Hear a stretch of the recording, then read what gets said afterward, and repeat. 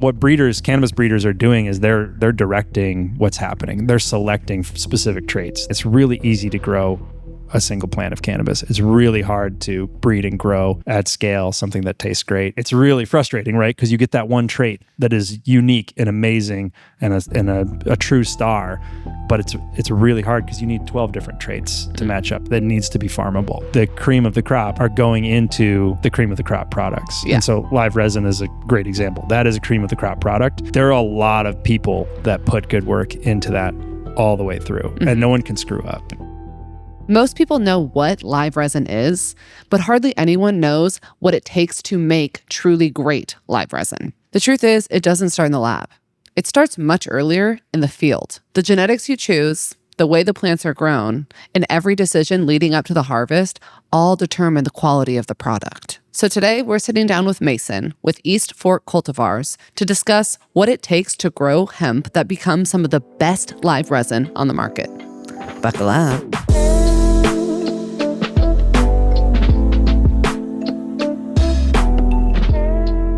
Hi, Mason. Hi, I'm so glad Geraldine. you're here. Good to be here. We're meeting for the first time, but we've bonded already. Yeah, we're old friends. Yeah, we go back far. Okay, to start off, can you please let our audience know exactly who you are and your experience in the cannabis and hemp industry? Yes, I'm Mason Walker. I'm the CEO of East Fork Cultivars. We're an Oregon-based hemp and cannabis company that just celebrated our 10-year anniversary as a company. Oh my gosh, happy birthday. Thank you. We're really a farm-based company at our core, at our heart. We own and operate a 33-acre farm in Southern Oregon, and we do a lot of fun things there. We breed low THC varieties of cannabis for their exceptional flavor and other qualities. And then we cultivate about 10 acres a year or so of flower. So we were founded by two brothers that grew up in Portland, Nathan and Aaron, and they had a third brother, Wesley, who was born with a rare neurological disorder called neurofibromatosis.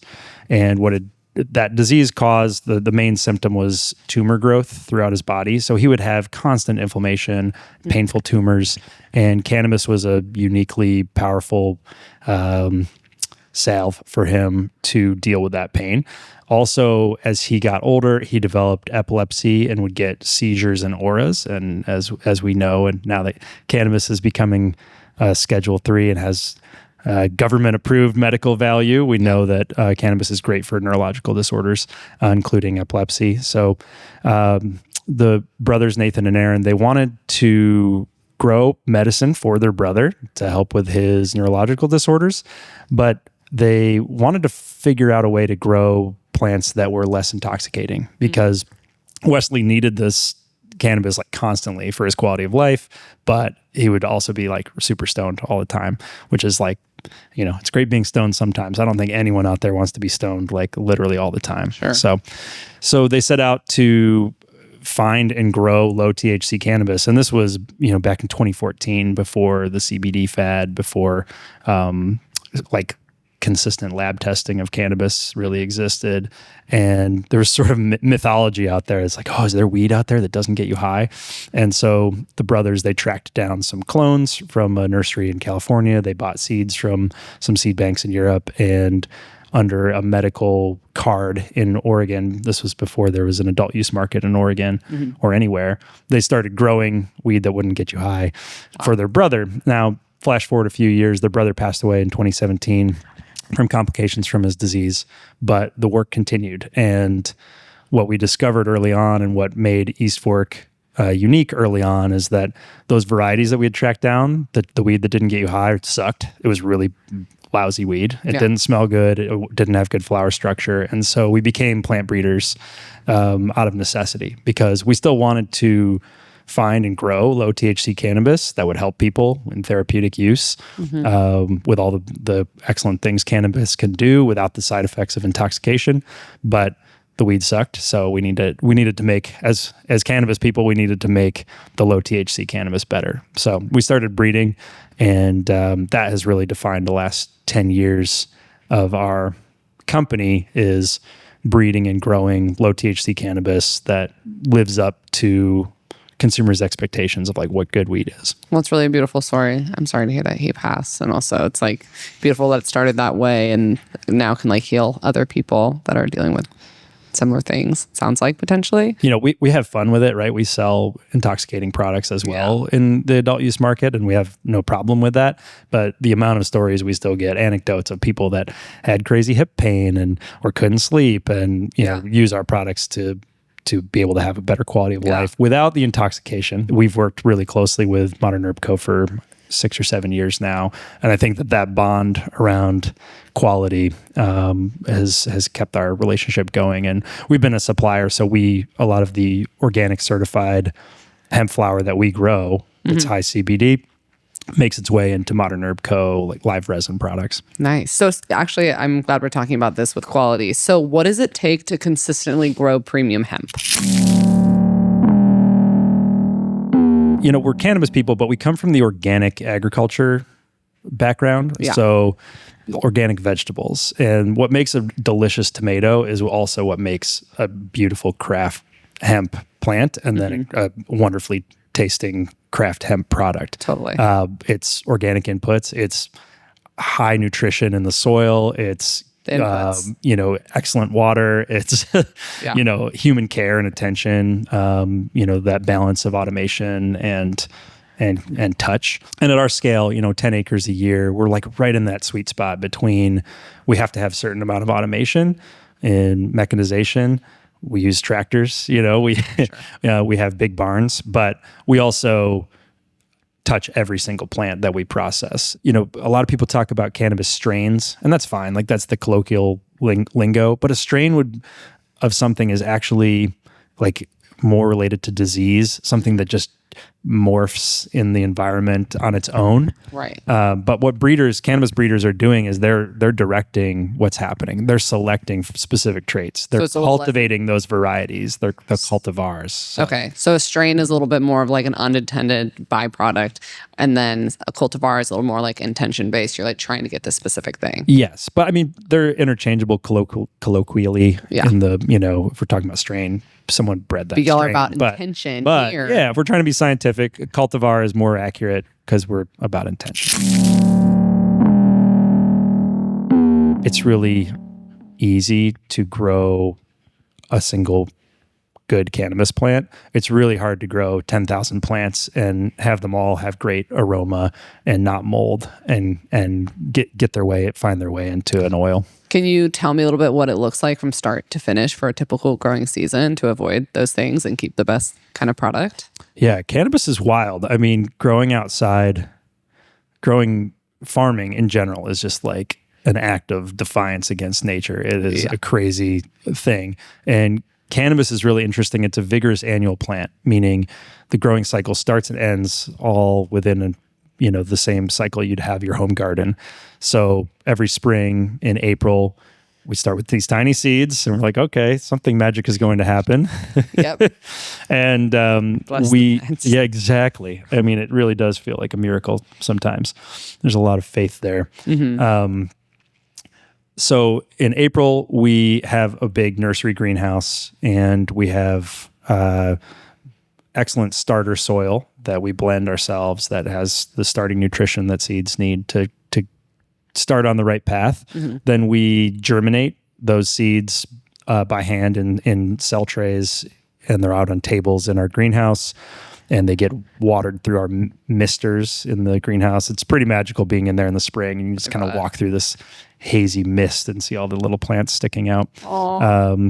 And so from seed to when plants are about a foot or a foot and a half tall, they live in that greenhouse. And then once the plants are starting to really compete with each other in their cell trays in the greenhouse, they're like fighting for the light. They're like champing at the bit to get out of there after about a month. Then we take them out and we transplant them in our fields. So our fields are usually ready for plants like late May, early June. We transplant our 10 acres out.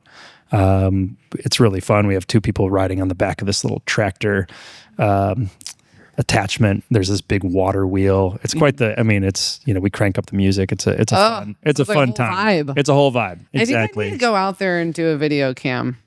Can we do this? Can we make this happen? Yeah. Okay. Welcome Can we make this happen? Yeah. Yeah. You got to do some planting though. I know. I'm in. You got to get your hands dirty. Oh, please. Yeah.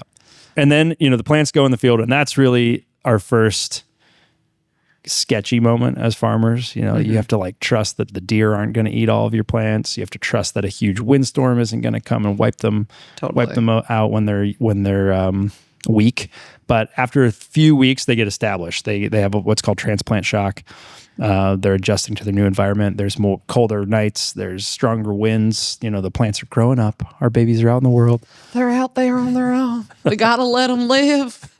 Trust we raised them right. Exactly. And then they're off to the races. Oh, yeah. Yeah. So right now we're here in July. Okay. And, you know, we planted our plants in the field about a month ago, and already they're about 4 feet tall. So they're just like, boom, you know, they're vigorous annuals. And if they have the right nutrients and some heat and sunshine, they do their thing. If we're not careful, our plants can get too big, and it's really fun for like Instagram or for videos, but really pain in the ass when it comes to harvest time. One year we grew plants way too big by accident. We're like, oh, let's plant early and let's, you know, over amend. And we had 10-foot tall plants, which again looked awesome.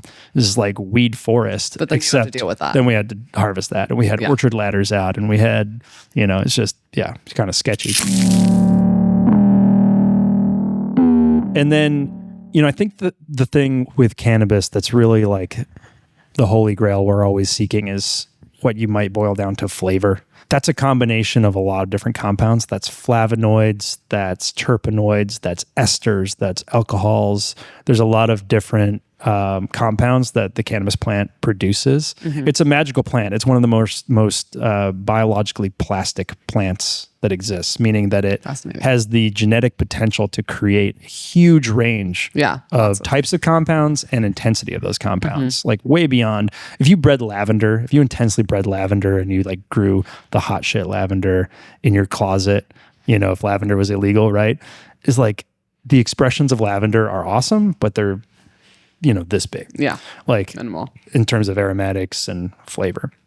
The expressions that are possible with cannabis are like, it's very dynamic. Enormous, like among the largest of any plant out there, which is really neat. And I think that's why a lot of people are fascinated by the plant, by growing it, by consuming it, is because it can be so many different things. So back to the genetics question, what makes great genetics includes breeders that have leaned into those areas that people care about: cannabinoids, flavor, terpenes, aromas, and then effects, because you can get a lot of effects from those different combinations of compounds as well. In terms of cultivars, how do you decide which ones are worth growing? They have to be in line with what people want. Sleep relief, provide energy, provide focus, the reasons that people consume cannabis that make people more social, less social, able to focus on their studies. I think that, you know, that trickles its way back into breeding and genetic selection, in that we're always trying to map out how do we grow a plant that people care about. And what people care about is how it makes them feel. So is there a lot of trial and error when selecting which cultivars, or is it more of just like sorting out which ones you want it to be for that type of product? Adult use cannabis, legal hemp, is about 10 years old in this country. And we're still sort of at the forefront of mapping effects with genetics. Totally. It's still like, we're still figuring it out. But I will say that competent and reputable breeders have emerged from the noise. And there are organizations out there that take this really seriously and bring a combination of art and science to breeding. And most growers, ourselves and our peers, look to those reputable breeders at this point in the market, because we have to. You know, there's some chance, there's like a trial plot where we can take some chances and make mistakes and things, but most of our acreage is dedicated to proven varieties that we know are going to have demand in the market, that we know are going to perform for us as farmers, and that we know we can rely on to make consistent products. Did you ever have a strain or a cultivar that looked amazing, but didn't produce the quality you wanted that you were actually hoping for? All the time. This is the curse of the breeder. Curse of the breeder. The curse of the breeder.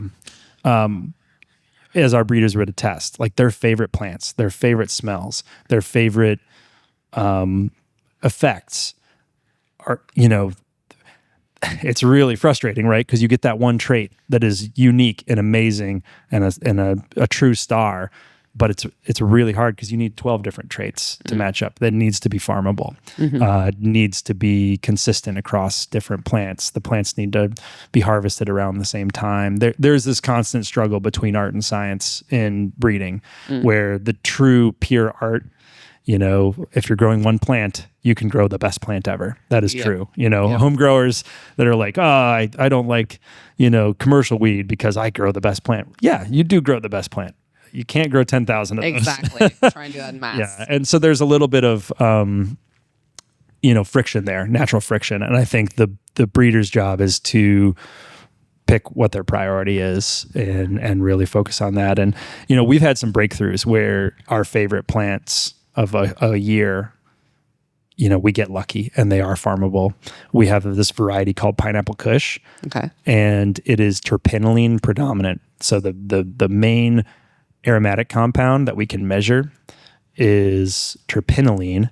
And terpinolene, for most people, when they ingest it, it's like kind of like a fuel, like a diesel fuel aroma. And for most people, it's energizing. For most people, it's sort of like uplifting. But this plant is really confusing because it's terpinolene predominant, but it has all these other things going on. And so when you combine that energizing, fuely smelling compound in Pineapple Kush with the other things that are happening, it's actually kind of a Downer. Yeah. So people read that and they're like, oh, terpene, I'm going to be up. And then you're like, because the way all these characteristics go together, it actually does the opposite. Yes. And it's kind of magical. It's a little confusing. It's, makes like Cameron's job hard as a marketer. Yeah, totally. You say, what? Like, it should do this, but it does this. But it's an awesome plant and it makes awesome products. So totally. Yeah. How much of the final live resin quality is determined before extraction even begins?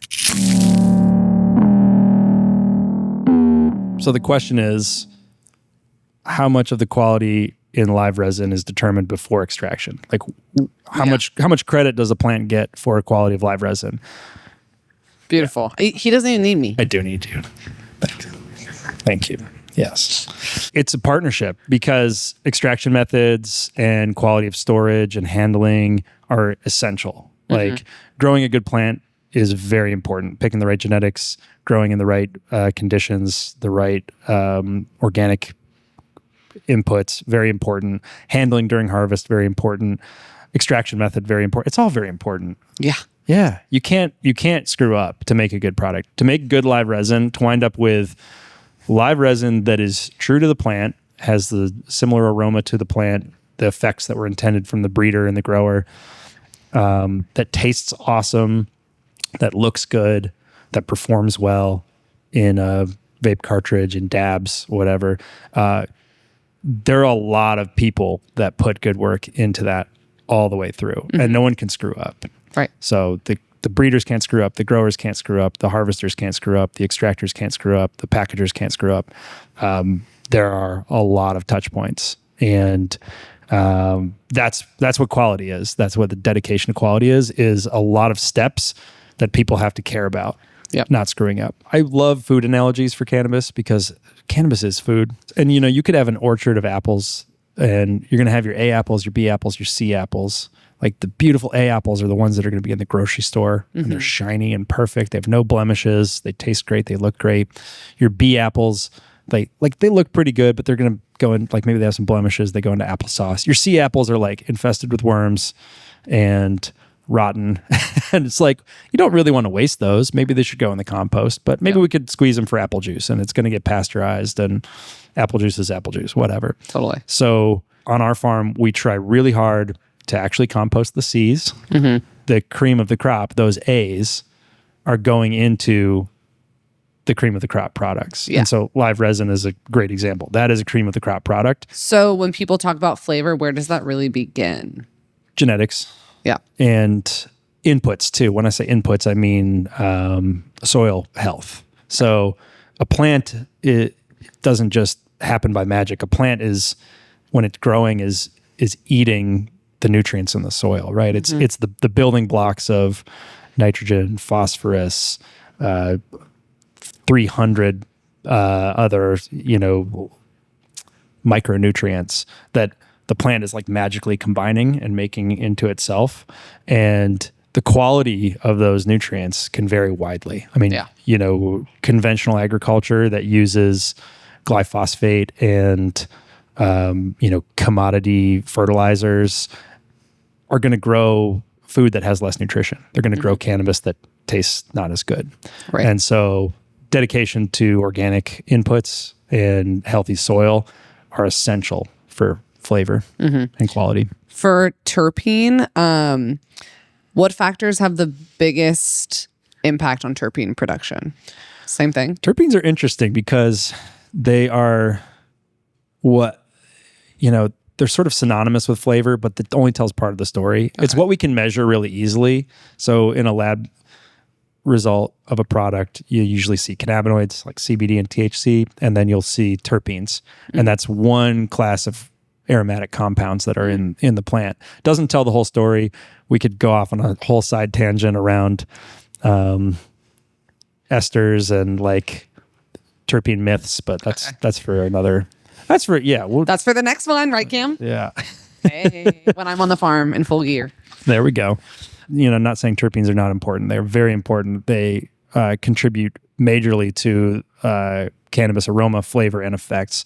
And they're developed in the field in two different ways. One, genetic programming. So certain genetics those plants will make or not make certain terpenes. It's in their genetic programming. The other is response to environment. And this is where a lot of the talk around cannabis regions comes from. Like, does cannabis from this region differ from this region? Kind of like wine viticultural area. Right. And I do think a lot of that comes down to weather patterns, temperatures, winds, because the cannabis plant, part of its stress response and its defense against pests and weather is to create terpenes. They're actually natural like pest deterrents and like defense mechanisms. And so if you're growing in a particularly windy area that maybe has a neighbor with a bunch of aphids or something like that, you're going to get a different terpene profile than a farm that doesn't have wind, that has maybe a different latitude and amount of sunlight. So there is this regionality to terpene production that comes from the environment. But I don't know if it's 50-50, but it's genetics and environment. And that's part of the art of the whole thing is there is difference in varieties from year to year, from farm to farm. Is there a sweet spot that you want the terpenes to be in, like a range, or? I think one of the biggest things going for sun-grown cannabis, because some cannabis is grown in a warehouse with like total control over the environment, and then some cannabis is grown under the sun and on a farm. We're farmers. We grow outside under the sun, and I think there's certainly benefits to growing inside where you have total control. You can make a bud that's like perfect and dense and beautiful, but you don't have wind, you don't have pests, you don't have these outside forces that actually force the plant to defend itself and create a wider array of compounds. I think that there's a clear chemical difference between indoor grown cannabis and sun grown cannabis, that it's really hard to replicate sun grown qualities in indoor grown cannabis. And it's part of the magic of growing under the sun. It's like you get the plant expresses itself in different ways because it has to defend itself against the wind, the water, the pests. Yeah, there's all these other consequences. Yes. So from farm to final product, what makes a good extraction partner? I mean, for us, we've been at it for 10 years, and a good partner is a person with good values, like shared values, like people that care about the quality. We spend so much time on quality in the field, and so if something just got turned into, stripped down for it's an isolated compound, it's like, well, what did we do all that hard work for? So a good extraction partner carries through our care into their products as well, and shares those same values around quality. And, I think another good quality and extraction partner for a farmer in today's market is one that cares about the future of our market, like the future of our industry, because we're under constant attack for regulatory risk with different changing rules and state by state, federally, globally. And, you know, we're in it for the long haul. Like we're not in it to make a quick buck. We've never made a quick buck. Yeah.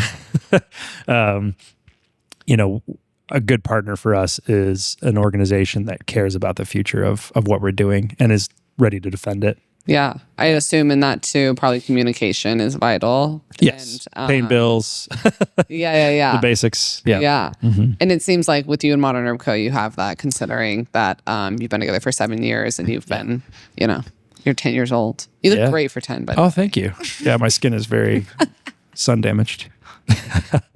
No, East Fork and Modern Herb Co. have had a great partnership that even dates back before, before Modern Herb Co. had their live resin pods and, you know, all their great products. Like we've been working together deeply in cannabis and hemp for almost a decade. And I think we're a really, really good match. That's great. Yeah. So final question, when you see the finished live resin product, what makes you really proud? I've been in the cannabis industry a decade, and our cannabis and hemp have gone into a whole range of products. And the ones that make me the most proud are the products that clearly care about our work as farmers, like that haven't tried to, you know, layer some cheap marketing or flavor on top of what we've done, right, and are instead trying to elevate and honor that breeding work, growing work that is really hard in craft cannabis. Totally. It's really easy to grow a single plant of cannabis. It's really hard to breed and grow at scale something that tastes great and that people care about all the way through. So what makes me proud seeing a finished product is a product that elevates and honors the work of the breeder, the grower, the harvester, the extractor, the product maker, the packager. And I think that Modern Herb Co. live resin absolutely does that. Yeah. Yeah. Oh, that's amazing. Yeah, I feel like it must be so nice to see something and be like, all of this is true too. Like there's we don't, even in the marketing, like we don't really have to do much telling or spinning or anything. Because it's like, you just need to show your work. I just like trust that this is enough and can be transparent in that. So yeah, it's beautiful. Aw, well, it's so nice to meet you. Yeah, you too. I'm excited to maybe come out to the farm. Anytime. Okay. Well, thanks for listening to Slow Burn. It was Geraldine and Mason, and we'll see you all next time. Thank you.